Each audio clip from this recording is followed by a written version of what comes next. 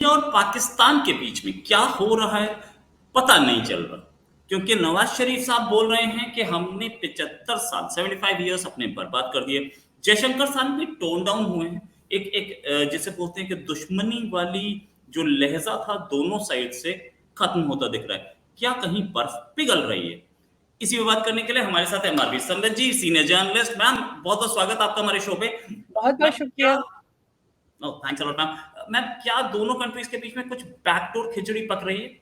तभी tone down हुए, वरना अब तक तो गाली दे रहे थे। एक कश्मीर बोल रहा था, दूसरा टेररिज्म बोल रहा था। जी, बिल्कुल। असल में मेरा ख़्याल है कि बैकडोर तो चैनल खुला ही रहा था। पिछले कुछ मैं समझती हूँ कि जब से इमरान खान की गवर्नमेंट गई है पाकिस्तान में, उसके बाद ये बैक चैनल ज़रा थोड़ा-सा ज़्यादा एक्टिव हो गया था, मगर हम ये नहीं कह सकते कि बैक चैनल बंद था। बैक चैनल खुला था तभी से ट्रैक 2 की एक्टिविटीज़ भी आपको थोड़ी-थोड़ी ज़ोर पकड़ती नज़र आ रही थी पिछले 1 या 1 आधे साल में ख़ास तौर पर। अभी इस वक़्त जो नवाज़ शरीफ साहब ने ये एक गुडविल सा, प्लेज़ेंट सा मैसेज दिया, इससे पहले कि जयशंकर साहब क्योंकि पाकिस्तान आ रहे थे, जब ये इंटरव्यू दिया नवाज़ शरीफ साहब ने, उस वक़्त तक जयशंकर साहब अभी पाकिस्तान नहीं पहुँचे थे और वो कुछ घंटों में पहुँचने वाले थे पाकिस्तान। और ये उम्मीद की जा रही थी, पाकिस्तान के मीडिया में बहुत ज़्यादा उम्मीद थी कि चूँकि ये 9 साल के बाद कोई भी इंडिया से minister of foreign external affairs Pakistan आए हैं। 2015 में आए थे पिछली बार, सुषमा स्वराज जी आई थीं। अम, उसके बाद ये पहला मौका था और एक बड़ी उम्मीद थी मीडिया में कि जो एक तातुल सा है, एक सस्पेंशन सी हुई है एक्टिव डायलॉग में, चाहे वो एक्टिव डायलॉग शुरू ना हो मगर उस जानिब जो है एक कदम बढ़ाए जाएँ और एक एक अच्छी फीलिंग आए। तो मेरा ये ख़्याल है कि नवाज़ शरीफ साहब ने इससे पहले कि जयशंकर साहब, क्योंकि गोवा में आपको याद होगा जयशंकर साहब और बिलावल साहब दोनों की कुछ अदला-बदली हो गई थी नरम-गरम लफ्ज़ों की। उस तरह का अगर इंसिडेंस दोबारा हो जाता तो एक जो उम्मीदें हैं उन पे बहुत ज़्यादा पानी फिर जाता। तो मेरा ख़्याल है उसको एंटिसिपेट करते हुए, इससे पहले कि जयशंकर साहब कोई सख्त किस्म का पोज़ीशन लें पाकिस्तान आकर, तो नवाज़ शरीफ साहब ने उससे पहले उसको एंटिसिपेट करके एक उसमें एक बहुत ही नरम सी बॉल छोड़ दी कोर्ट में। और उसके बाद हमारी खबर तो यही है कि जयशंकर साहब ने की तकरीर का कुछ हिस्सा जो है वो तब्दील भी किया गया और जब उन्होंने तकरीर की तो वो एक बहुत अच्छे अल्फाज में उन्होंने इंडिया के तमाम खदशात का जिक्र तो किया, उन्होंने दहशतगर्दी का भी जिक्र किया, वो तमाम चीज़ें जो इंडिया जो है वो जिन पे बात करना चाहता था, उस पे कॉम्प्रोमाइज़ तो नहीं किया जयशंकर साहब ने, मगर अल्फाज जो है वो इस तरह के ज़रूर इस्तेमाल हुए जिसको जो एक बहुत सख्त अल्फाज नहीं थे और उससे एक माहौल में ज़ाहिर है खुशगवारी सी ज़रूर पैदा हुई है। या मतलब फाइनल मोमेंट पे जयशंकर साहब की स्पीच चेंज की गई थी, जी, ये आप कहना चाह रही हैं? अच्छा, जी। स्पीच चेंज की गई थी, उससे पहले जयशंकर साहब की मीटिंग हो चुकी थी पाकिस्तान के deputy prime minister and foreign minister दोनों हुई हैं। और ये भी बोला जा रहा है दोनों के बीच में क्रिकेटिंग टाइज के लिए बातचीत चल रही है, राइट? इंडियन फॉरेन मिनिस्ट्री ने जी, उसको, इंडियन एक्सटर्नल अफेयर्स मिनिस्ट्री ने उसे डिनाई किया, जी, बिल्कुल। पाकिस्तान ने डिनाई नहीं किया। जी हाँ। बेहतरी की ओर जा रहे हैं, क्या इसमें क्रिकेट भी शामिल है मैम?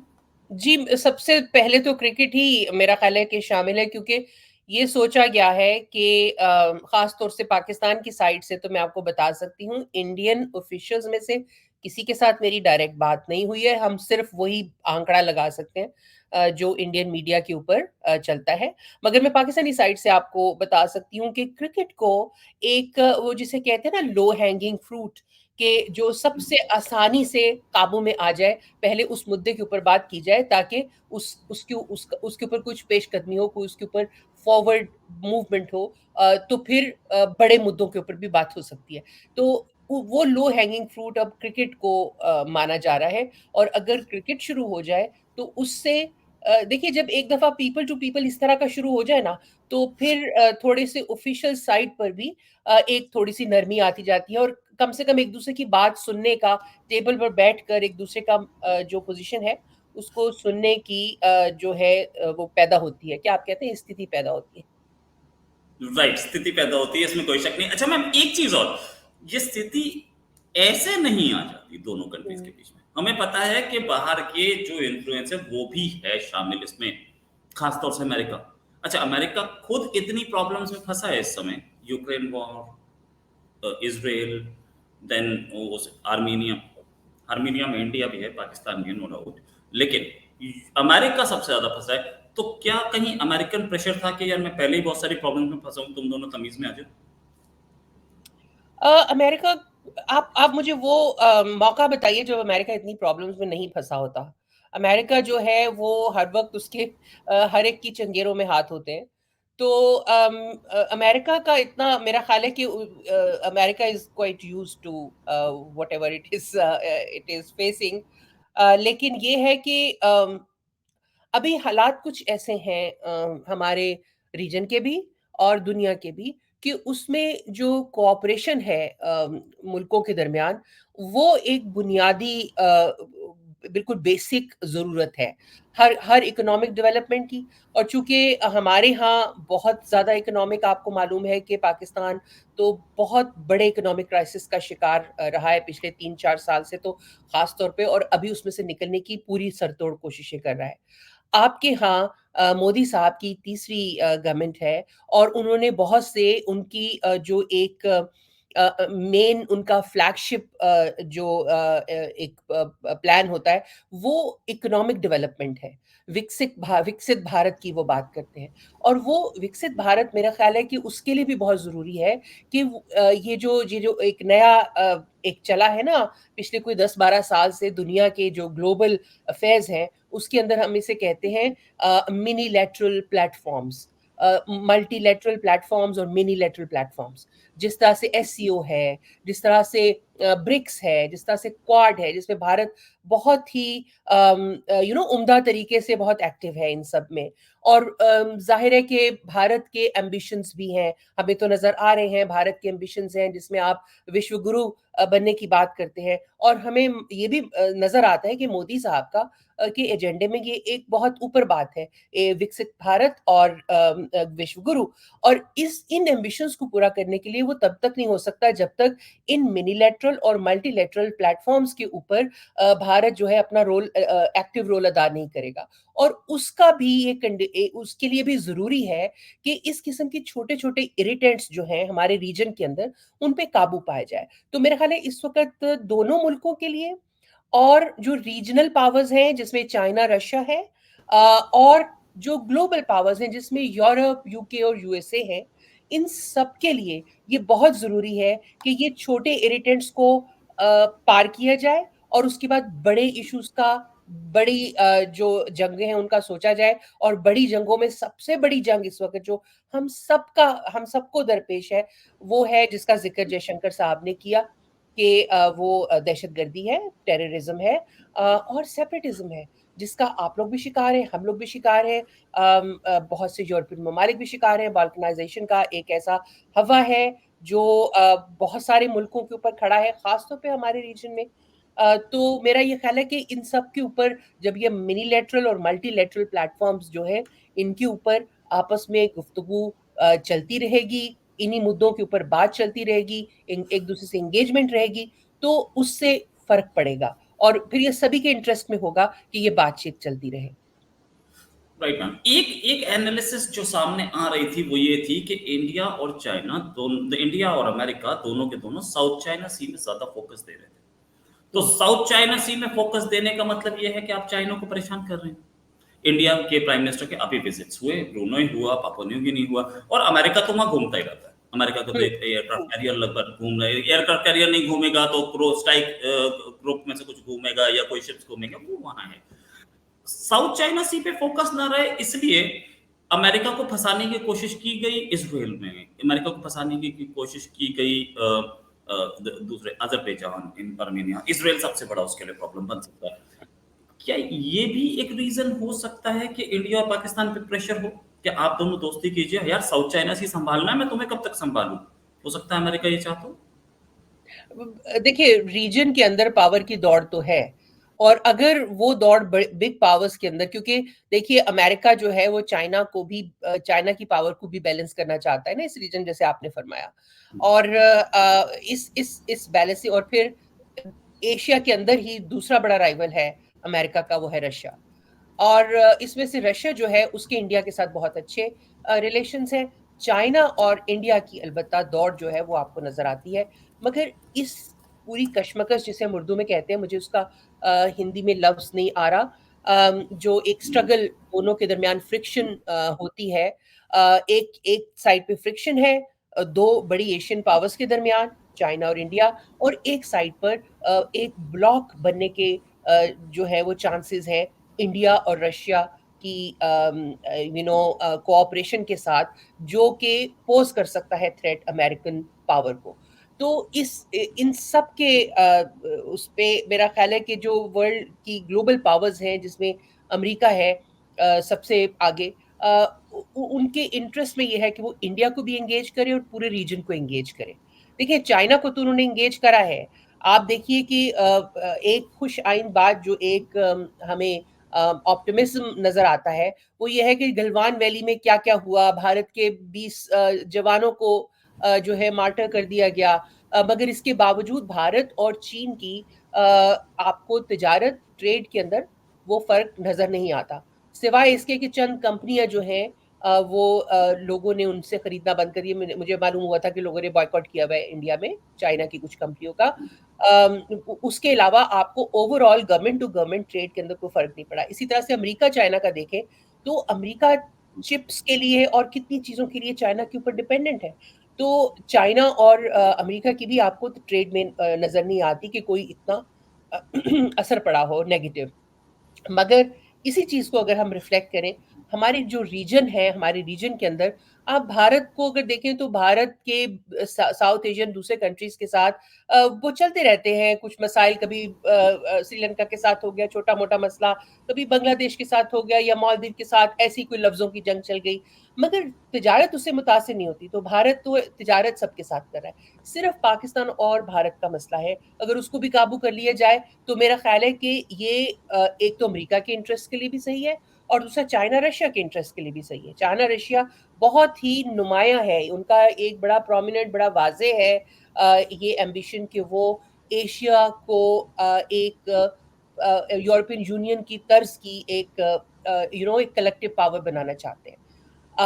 और उसके अंदर विद इन दैट, जैसे अगर एशियन यूनियन बन जाए और उस एशियन यूनियन के अंदर अगर ये तीन बड़ी पावर्स हैं, अमेरिका, सॉरी रूस, चाइना और भारत, अब उनके दरमियान में छोटी मोटी खटपट तो चलती रहती है, मगर तिजारत भी चलती रहे तो आप देखिए कि इसमें तो सभी का फायदा है। तो मेरा ख्याल है कि ये जो एक जीरो सम गेम नहीं है जो हमारे जहनों में होते हैं ना, हम साउथ एशियंस जो लोग हैं, देसी लोग, हम ये समझते हैं कि अगर एक का फायदा है तो बाकी सबका नुकसान है। इन इन इस तरह के प्लेटफॉर्म्स का फायदा ये है कि इसमें सभी का फायदा हो सकता है। Right ma'am. Ma'am final question, ये जो इंडिया पाकिस्तान के बीच में नरमी दिख रही है, हम देख ही रहे हैं, सबके सामने है, कोई दुश्मनी है ऑफ कोर्स, लेकिन जो अभी पिछले 10 दिन में जो लैंग्वेज यूज की गई है वो दुश्मनों में नहीं यूज होती। तो अगर ऐसा है तो क्या ये चाइना को पसंद आएगा? आई थिंक चाइना को इस वक्त, देखिए चाइना जो है वो कोई एक जज्बाती किस्म का मुल्क नहीं है। हम और आप तो जज्बाती लोग हैं ना। हमारी फिल्मों में भी जज्बात बहुत होते हैं। तो चाइना हमारी तरह का जज्बाती नहीं है। चाइना एक बहुत ही कोल्ड किस्म का, यू नो, पॉलिसी वाइज मैं कह रही हूँ, मैं उनको बिलिटल नहीं करना चाह रही, लेकिन पॉलिसी वाइज वो जब किसी के साथ एक साइड पे वो आपके फौजी मारे, दूसरी साइड पे आपसे दुकानदारी भी कर रहे हैं। तो इसी तरह से अमेरिका के साथ हर वक्त उनकी ठुआ ठाई चलती रहती है, मगर अमेरिका के साथ भी कर रहे हैं दुकानदारी।